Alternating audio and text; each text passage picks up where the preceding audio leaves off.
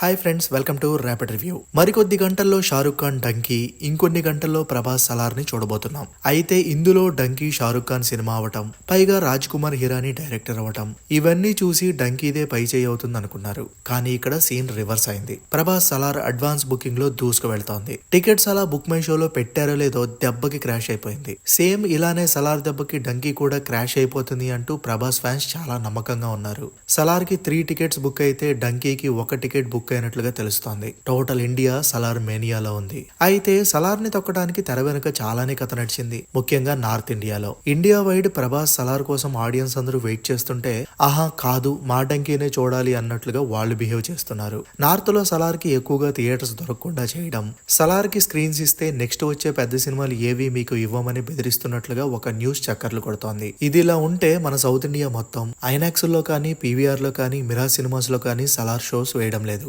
దీనికి కారణం నార్త్ లో ఐనాక్స్ లో, పీవీఆర్ లో సలార్ కి ఎక్కువగా స్క్రీన్లు ఇవ్వకపోవడం. అక్కడ ఇస్తే ఇక్కడ సినిమా వేయనిస్తామన్నట్లుగా ఉన్నారు మనవాళ్ళు ఏమి అన్ని థియేటర్స్ మాకే కావాలని అడగటం లేదు. ఉన్న వాటిని 50-50 అడ్జస్ట్ చేయమని మాత్రమే అడుగుతున్నారు. మరి ఇన్ని ప్రయత్నాలు సలార్ ని తొక్కడానికి జరుగుతున్నాయి. ఇది సాధ్యమేనా అంటే కాదనే చెప్తా. సినిమా రిజల్ట్ ఏదైనా అవ్వచ్చు, కానీ ఓపెనింగ్స్ లో ప్రభాస్ ని తొక్కడం అనేది మాత్రం జరగని పని. పైగా డంకీ క్లాస్ అయితే సలార్ ఓరమాస్.